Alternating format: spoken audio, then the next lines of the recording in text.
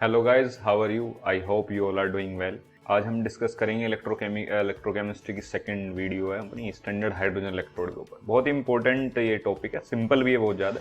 समझेंगे इसको कैसे स्टैंडर्ड हाइड्रोजन इलेक्ट्रोड हम बनाएंगे, किस तरीके से उसका यूज़ करेंगे, क्या इंपॉर्टेंस है उसकी। ठीक है, तो फर्स्ट ऑफ ऑल स्टार्ट करते हैं उसकी कंस्ट्रक्शन से कि स्टैंडर्ड हाइड्रोजन इलेक्ट्रोड है किस तरीके से।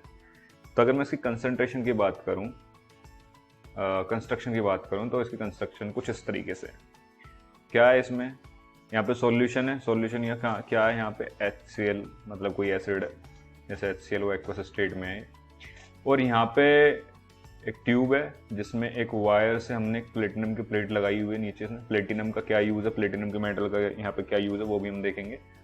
और क्या है यहाँ पे, इस सिलेंडर में हमने हाइड्रोजन गैस फिल करी हुई है और ये हमने मेंटेन किया हुआ है कि जो इसका प्रेशर है वो 1 बार रहे।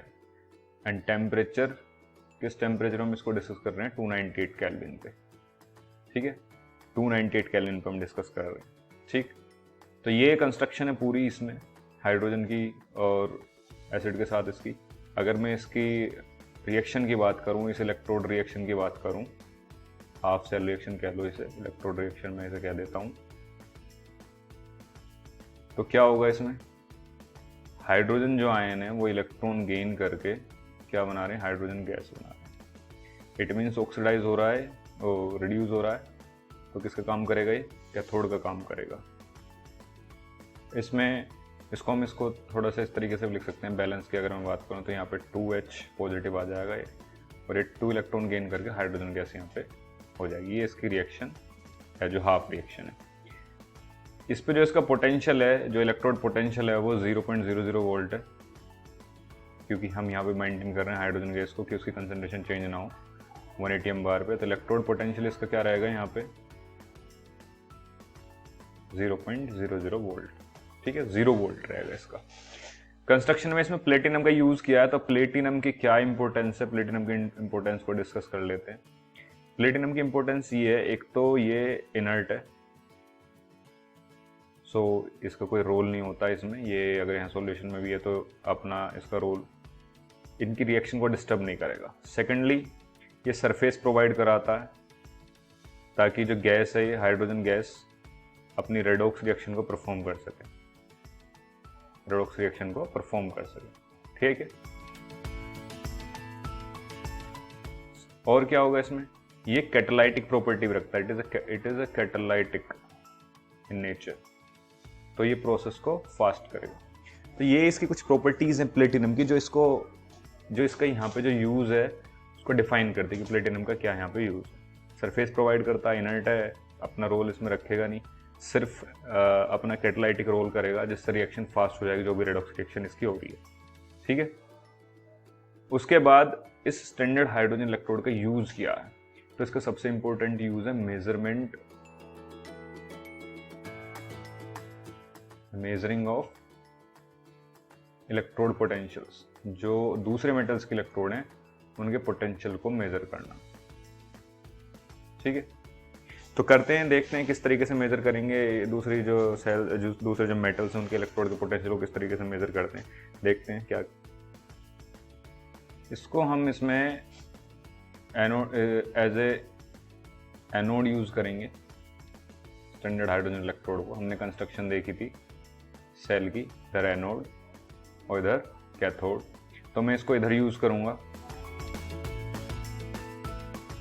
इसको, और इसके साथ में यहाँ पे ऐड कर रहा हूँ अभी कॉपर। तो कॉपर का मेटल मैं यूज कर रहा हूँ, यहाँ पे कॉपर का मैंने सॉल्यूशन लिया है। तो मैं किस तरीके से कैलकुलेट करूंगा, ये अपना सोल्ट ब्रिज हो गया और ये इस तरीके से वायर इनके कनेक्टेड है, और यहाँ पे मैंने एक वोल्ट मीटर लगाया हुआ है और इस तरीके से कनेक्ट कर दिया। ठीक है, तो क्या होगा, मैं इस सेल की EMF कैसे कैलकुलेट करूंगा, E cell is equals to E right minus E left. और मैं क्या कह सकता हूँ इसमें, ई राइट कौन, राइट का वर्क कौन करेगा, यहाँ पे जो कॉपर है वो वर्क करेगा, और जो लेफ्ट है वो उसमें कौन वर्क करेगा, हाइड्रोजन वर्क करेगा।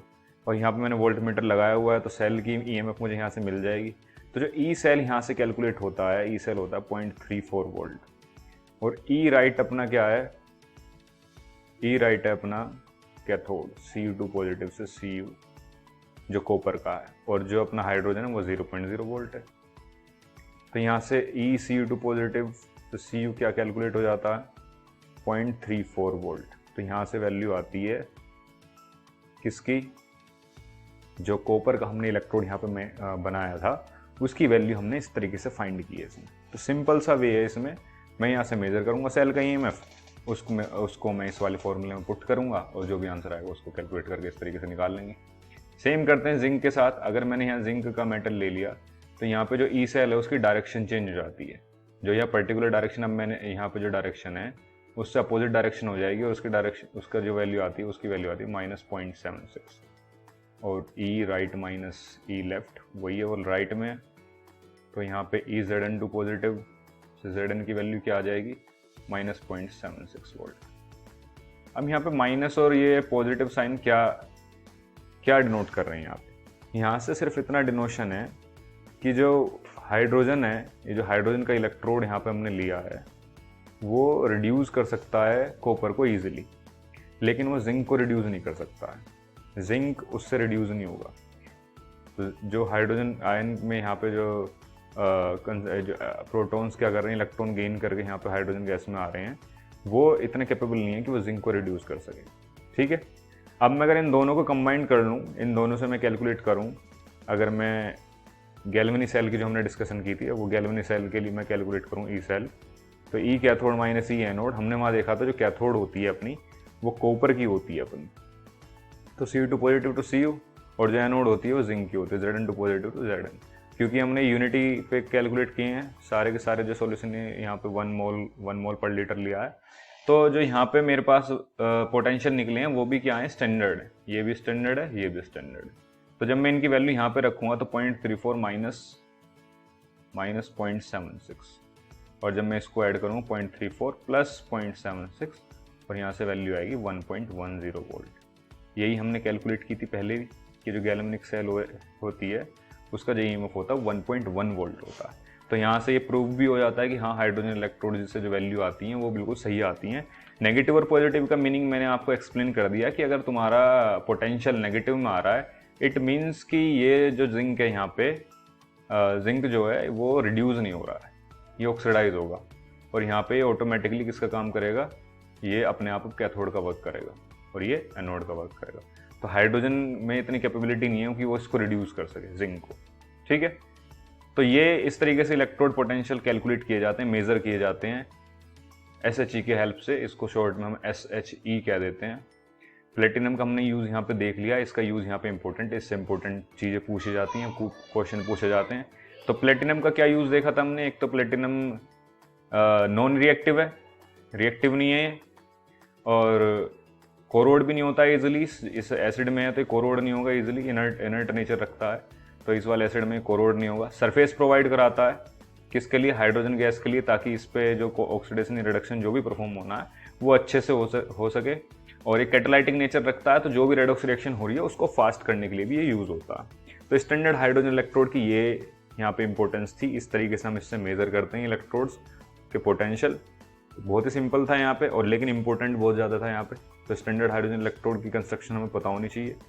इलेक्ट्रोकेमिस्ट्री की सेकंड वीडियो में हमने SHE का कंप्लीट कर लिया। नेक्स्ट वीडियो में नए टॉपिक के साथ मिलेंगे इलेक्ट्रोकेमिस्ट्री के। अगर इसमें कोई डाउट है आपको तो आप कमेंट बॉक्स में लिख के क्वेश्चन पूछ सकते हैं, मैं उसका आंसर करूँगा। वीडियो अच्छी लगी हो तो लाइक करो, चैनल को सब्सक्राइब कर लो, बेल आइकन को हिट कर दो ताकि सीरीज़ की कोई सी वीडियो आपसे लेफ्ट ना हो, कोई छूट ना जाए।